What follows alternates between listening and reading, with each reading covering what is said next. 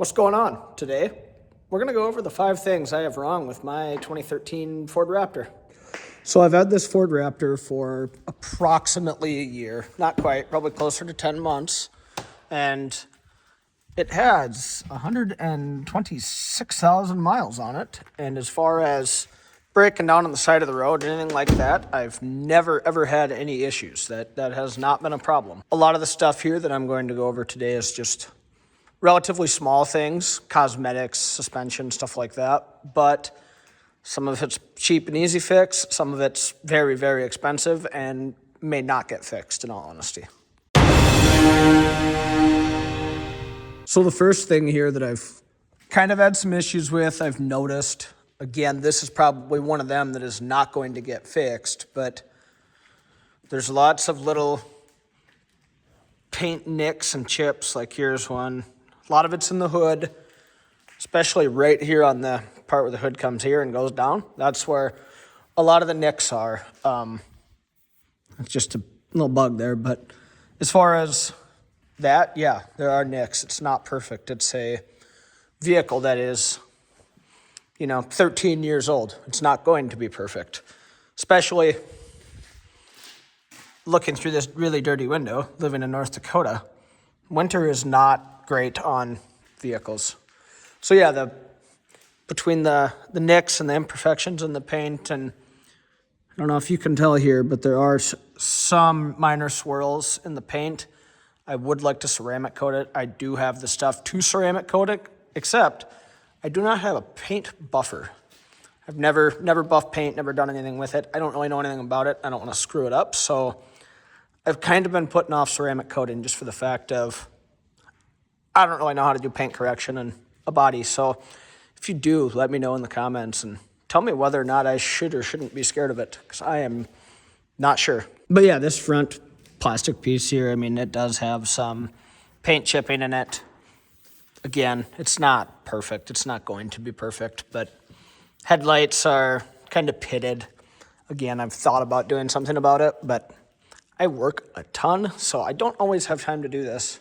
So we're going to just work our way down this side here. As you can see, I pointed out the hood. I've pointed out some of the bumper stuff, the front here.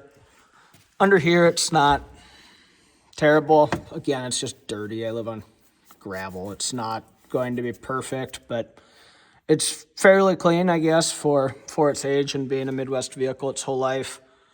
In here it is, I should say.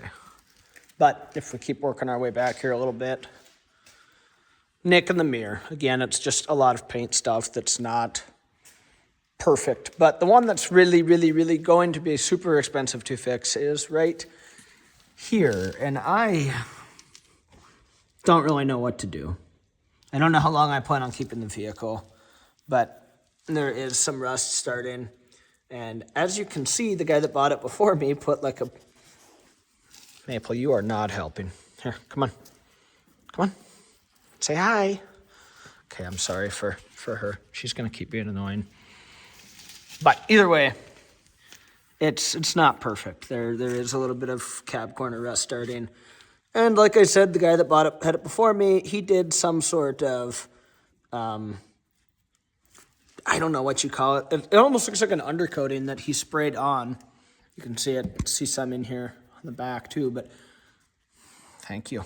It almost looks like an undercoating that he sprayed on the rocker panels and the cab corners, because as you can see here, the rockers have, wow, I cannot use words today. The cab corners have a little bit of rust starting, but if we come under here, they're getting there. It's definitely not good. And again, the frame has a little bit starting too, but it's all just surface. It's nothing terrible. Yet. Keywords yet. You're coming over here. And once again, dirty, dusty. The tail lights got some scuffs on them too. They're not perfect by any means. And I'd like to make them perfect, but I don't have the money. If this whole YouTube thing works out for me, maybe I would, but as of now, I don't have the money. Back bumper has some rust on it. Once again, Midwest vehicle. And yeah, so this is all of the outside. That's kind of my first complaint, is a lot of small body issues. Again, some small, some big, kind of just piddly stuff that all really just adds up and can get expensive very, very, very fast. Here's a shot of the back. And once again, this cab corner is quite a bit worse than the other one. Actually, now that I'm looking at it a lot closer, but dog, you are not helping. Yeah, it is worse, and I have not noticed that until now. So, is it worth fixing? Do I hold on to it? Just keep it as she is and keep driving her? I'm not sure. I really, really don't know what to do. So like I've mentioned, the first big thing with this was just body issues. That was point number one. Now for point number two, and without driving it, I don't really know how to explain it to you, but I think I'm gonna need some suspension work. I already replaced the shocks. I got them rebuilt. However, I think I'm getting to the point here where I'm going to need some ball joints and some front end stuff like that. It kind of clunks around and the steering feels a little bit loose. But once again, I'm kind of an idiot when it comes to vehicles. If you could hand me all the parts and I could figure out how to do it. But as far as diagnosing and troubleshooting, that's the part that that's what I would struggle with. And I know there's some stuff that, you can jack the side of the vehicle up and shake the wheel, and whether or not it shakes or not, it's kind of a determining factor of what's going wrong. But I just haven't done it yet. So yeah, to go off and continue off of point number two, the front end suspension probably needs a little bit of work. Like I say, I did replace the shocks. I'm gonna give them a plug right here, but sorry, my finger's in the screen. Shocks by Hammer here on South Dakota. Highly recommend him if you have any sort of shock that needs to be rebuilt. I think he does a little bit of all of it. Super simple. For like my first gen Raptor here, I live close enough. I just drove down and he replaced all of it for me. But if you do not live nearby, he'll ship them. You can ship your old ones to him, and it's a pretty good deal. I'd highly recommend it. So that was point number two. Now to go on to point number three here. Go inside. This is a very minor thing. It's just more of an annoyance thing for me. It kind of bugs me, but we're gonna go into the interior. The seat here needs some love. It's getting worn out and scratched up, and it could probably be replaced. Again, if you guys have had any of these issues or done anything similar to this in your vehicle, let me know. But the front seat here is definitely seeing some wear. So the driver's side was pretty rough. Let's look at the passenger side here real quick. That looks pretty good. I don't know who drove this vehicle before me. I don't know how it was treated, anything, but yeah, I don't know if he was a larger gentleman or what, but the driver's seat's in pretty tough shape compared to the passenger seat, and the back seat actually looks damn near brand new. I mean, I have this on it. Well, I should say it did look brand new until dog got in there, but it looks good. I don't know how this peels off. I don't remember what I did. Come on now. There we go. Once again, it did look brand new until dog got in here, but that's why I put this cover on, because I didn't want you scratching it all up. And you are a slob. Look what you did to my back seat. Okay, come on.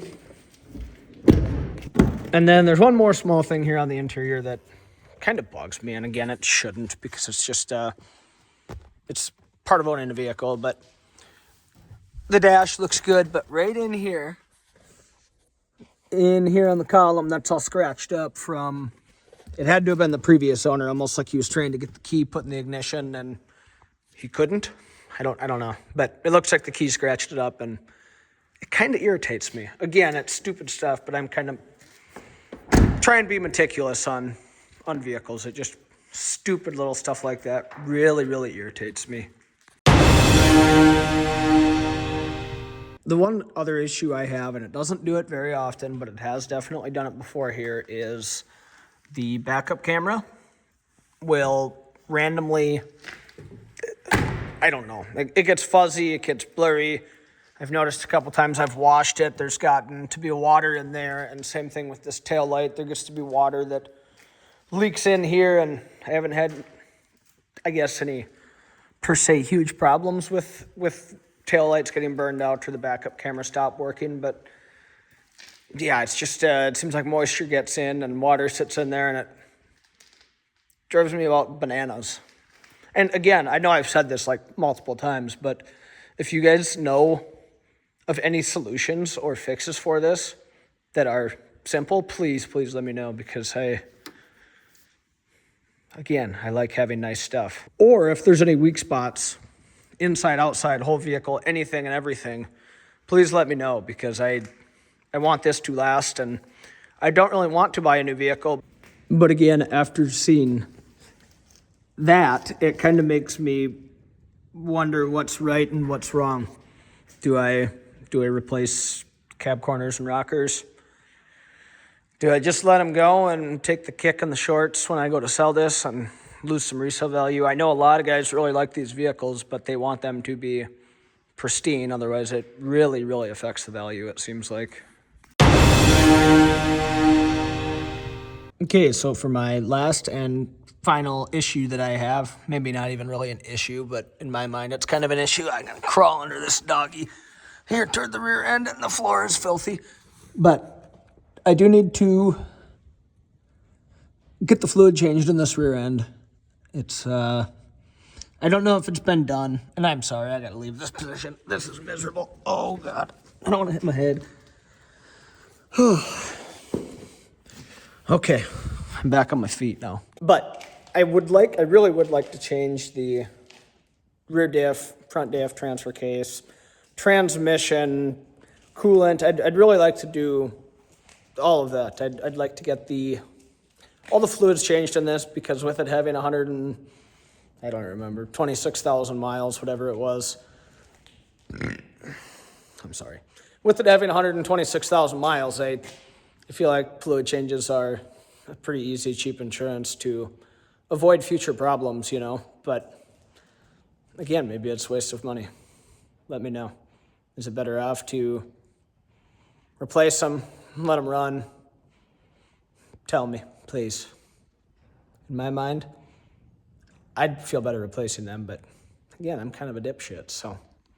But as far as the vehicle itself, I'd say most of the problems I have here are pretty minor, except for the rust, and that rust drives me insane. So I don't know what I'm gonna do, and a lot of it too probably depends on how long I plan on keeping the vehicle for. If I don't plan on keeping it very long, it's probably not worth shoving all this money into, but I like the vehicle. The only thing it doesn't really do all that great at is pulling my fish house here, camper, ice shack, whatever you want to call it.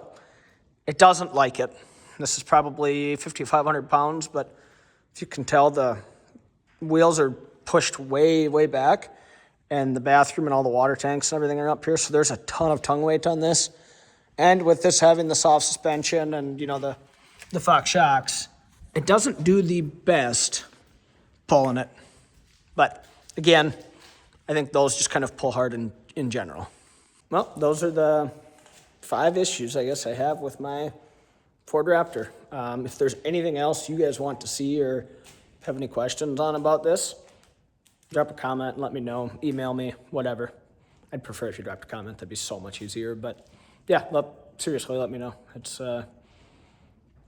doesn't take me very long to do this. It's pretty simple. I should probably spend more time doing this because I like doing it. I want to do it all the time. I don't want to go back to a corporate job, not at all.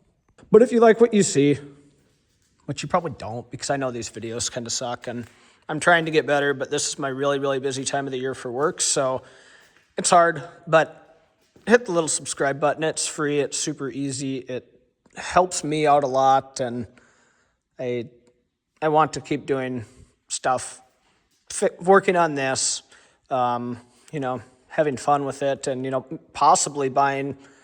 The one thing I would like to do is start buying wrecked vehicles and working on them. As you can tell, I have a decent-sized building here that's just really full of junk, and I don't necessarily need to have all this stuff in here. I can take a lot of it out, and maybe a good idea here would be to get this Trailblazer running so I can sell it. If you want to buy a Trailblazer, let me know. But no, hit the little subscribe button, hit the thumbs up, share, comment, do all of that fun stuff because, again, it helps me, and maybe if we do good, then I'll get Maple something cool. I don't know what she wants, but yeah, I'm going to give you guys some more sneak peeks if you're still here because, yeah, you're probably not. I doubt many people are, but an old Honda CT70 that I would not mind getting going, but once again, I work a significant amount and I spend a lot of time on the road in hotels, so it isn't necessarily the easiest thing to make YouTube videos when you're working 12 to 14 hours a day and sitting in a hotel.